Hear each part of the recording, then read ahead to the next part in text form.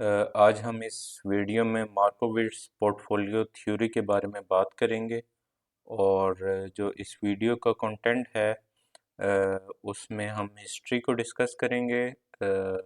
Empty theory itself क्या चीज़ है उसको डिस्कस करेंगे, उसके एस्पेक्ट्स को देखेंगे, उसका मॉडल देखेंगे, मैथमेटिकल इक्वेशन देखेंगे, डाइवर्सिफिकेशन का कंसेप्ट देखेंगे और एफिशिएंट फ्रंटियर कर्व जो होती है उसको हम देखेंगे इस वीडियो में।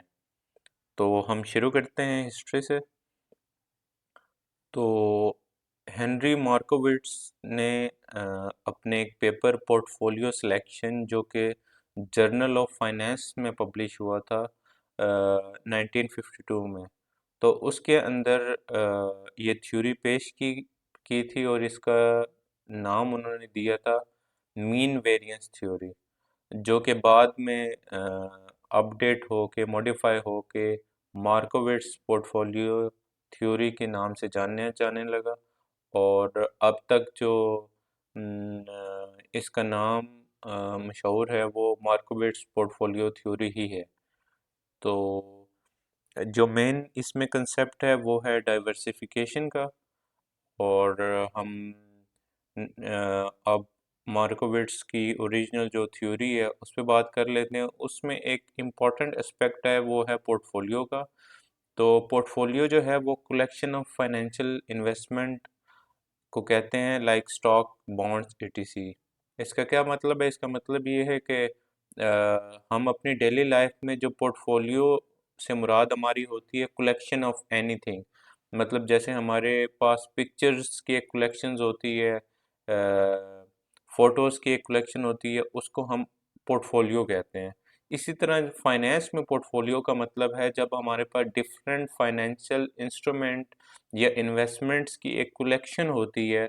मतलब हमने डिफरेंट स्टॉक्स में जब अपनी इन्वेस्टमेंट की होती है तो वो कलेक्टिवली उसका नाम, जो हम उसे नाम देते हैं वो पोर्टफोलियो का देते हैं। तो फाइनेंस में जहाँ भी पोर्टफोलियो की बात होगी वहाँ आपके माइंड में यही आना आना चाहिए कि ये कलेक्शन ऑफ इन्वेस्टमेंट है और कलेक्शन ऑफ फाइनेंशियल इंस्ट्रूमेंट्स हैं जो किसी इन्वेस्टर ने जिन सिक्योरिटीज़ में इन्वेस्ट किया हुआ है उनको रिप्रेजेंट कर रहा है। तो मार्कोविट्स पोर्टफोलियो थ्योरी बेसिकली एक फ्रेमवर्क है जिसके थ्रू हम एक ऑप्टिमल पोर्टफोलियो कंस्ट्रक्ट करते हैं, जो जो हमारे लिए प्रॉफिट को मैक्सिमाइज करता है और रिटर्न को मिनिमाइज करता है। अ, अगर हम रिटर्न को कांस्टेंट रखते हैं तो हम पोर्टफोलियो की मदद से अपने रिस्क को मिनिमाइज कर सकते हैं। और अगर हम रिस्क को कांस्टेंट रखते हैं तो अब हम अपने at given level of risk अपने प्रॉफिट को मैक्सिमाइज कर सकते हैं। तो ये है एमपीटी थ्योरी। जो students just for the sake of papers या 2, 3, 5 मार्क्स तक इस टॉपिक को पढ़ रहे हैं, उन्होंने जस्ट मॉडल तक इस वीडियो को फॉलो करना है। और जो डिटेल नॉलेज के लिए अगर जो इस वीडियो को देख रहे हैं उन्होंने इस वीडियो को पूरा देखना है। तो बेसिकली इसके टू एस्पेक्ट्स हैं। पहला है प्रॉफिट मैक्सिमाइजेशन, जैसे कि हमने पहले बात की कि at given level of risk हम प्रॉफिट मैक्सिमाइजेशन करते हैं इसमें, और at given level of return हम रिस्क मिनिमाइजेशन करते हैं। तो ये इसके दो एस्पेक्ट्स हैं जिस पे ये थ्योरी बेस्ड है। और जो मैथमेटिकल इक्वेशन जिसकी मैं बात कर रहा था कि अगर आप कोई स्टूडेंट्स ग्रेजुएशन लेवल पे है और वो जस्ट पेपर्स के लिए पढ़ रहा है तो वो जस्ट इस थ्योरी की डेफिनेशन लिखे, उसके एस्पेक्ट लिखे और मैथमेटिकल इक्वेशन लिख के अगर कंक्लूड कर देगा तो कोई भी टीचर्स उसके मार्क्स नहीं काटेगा। तो जो मैथमेटिकल इक्वेशन है इसमें आपने कॉम्प्लिकेशंस में नहीं जाना, आपने जस्ट इसमें जो यहाँ तक है आपने करना है। डब्ल्यू ए हमारे पास वेट, ए ए हमारी सिक्योरिटी है जिसका वेट है, और डब्ल्यू बी जो हमारी बी सिक्योरिटी है उसका वेट है। तो ये वेटेड एवरेज या रिटर्न्स की जो आर ए है वो ए सिक्योरिटी का रिटर्न है और आर बी जो है बी सिक्योरिटी का रिटर्न है। तो जस्ट आप एस्टिमेटेड आरपी मतलब एस्टिमेटेड हमारे पास पोर्टफोलियो रिटर्न जो है उसका फार्मूला है, जो कि है weighted average of the individual security returns.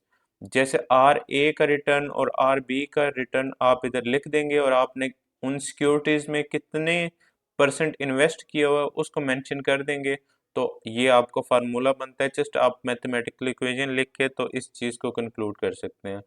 और नीचे पोर्टफोलियो वेरिएंस का फार्मूला है, जो कि डब्ल्यू ए वेट है, सेम इसी तरह जैसा हमने पोर्टफोलियो रिटर्न में देखा, इसी तरह डब्ल्यू बी जो है वो वेट है सिक्योरिटी बी का।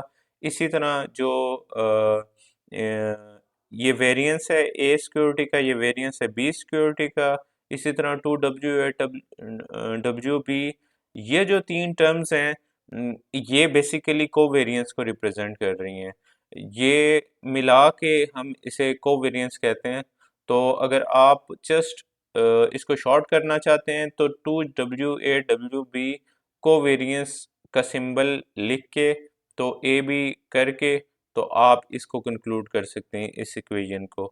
तो आप डेफिनेशन लिखें, आप उसके बाद उसके एस्पेक्ट्स को हल्का से डिफाइन करें और जस्ट ये मैथमेटिकल इक्वेशन लिखते हैं।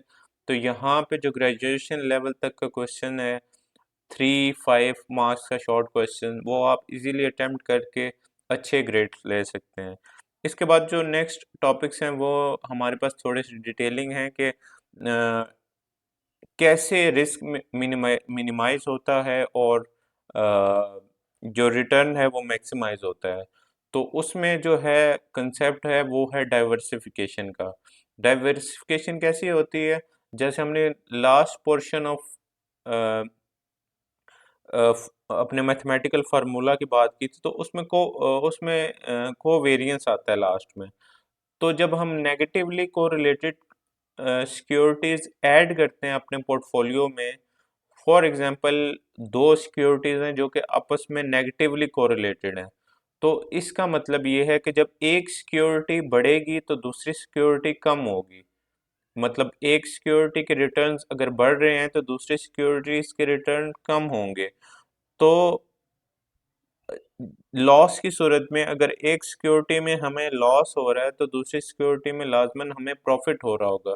तो जो रिस्क फैक्टर है फ्लक्चुएशन का वो आपस में कैंसल आउट हो के हमारा जो पोर्टफोलियो का वेरिएंस है वो मिनिमाइज हो जाएगा, और उसको मिनिमाइज करने के साथ साथ उस गिवन लेवल ऑफ रिस्क पे हमारा रिटर्न जो है वो इंक्रीज कर जाएगा। तो ये बेसिकली कॉन्सेप्ट है डाइवर्सिफिकेशन का, जिसके थ्रू हम नंबर ऑफ कॉम्बिनेशंस बनाते हैं अपने पोर्टफोलियो के, और उसमें से अपना एक ऑप्टिमल वेट का एक लेवल कंक्लूड करते हैं, जिसके थ्रू हम जो है अपना फ्रेमवर्क जो है रिस्क मिनिमाइजेशन और रिटर्न मैक्सिमाइजेशन उसको हम अचीव करते हैं।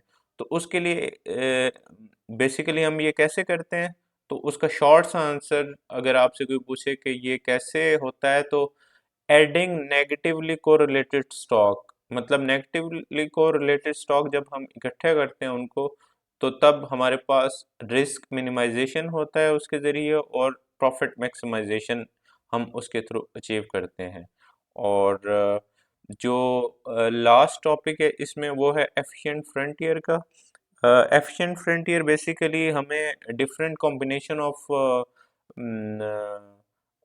सिक्योरिटीज प्रोवाइड करता है, जिसके थ्रू हम ऑप्टिमल जो लेवल है वो अचीव करते हैं अपने किसी भी गिवन पोर्टफोलियो का, या रेंज ऑफ जो हमारे पास होती है बजट की, उसके थ्रू जो सिक्योरिटीज़ का हमने क्लस्टर बनाया होता है या पोर्टफोलियो डिज़ाइन किया होता है, उसमें हम जो हमारा पॉइंट टेंजेंट होगा हमारी सीएमएल लाइन के साथ, वो हमारा आइडियल पोर्टफोलियो होगा।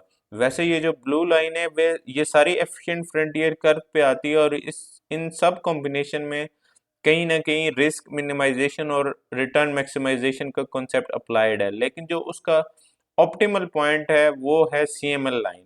सीएमएल लाइन पे जब भी आपकी कॉम्बिनेशन वो टेंजेंट हो जाएगा, तो इसका मतलब है कि वो आपका ऑप्टिमल पोर्टफोलियो है। तो उम्मीद है आपको ये वीडियो पसंद आई होगी, इसको लाइक करें, शेयर करें, और थैंक्स फॉर वाचिंग। और अगर इससे रिलेटेड कोई आपके माइंड में कोई क्यूरी हो, कोई क्वेश्चन हो, तो आप इस वीडियो के अंदर कमेंट कर सकते हैं। और अगर मज़ीद किसी कंसेप्ट पे आप अगर चाहते हैं कि वीडियो बनाई जाए, तो काइंडली उसका फीडबैक मुझे कमेंट में ज़रूर दीजिएगा। Thank you very much.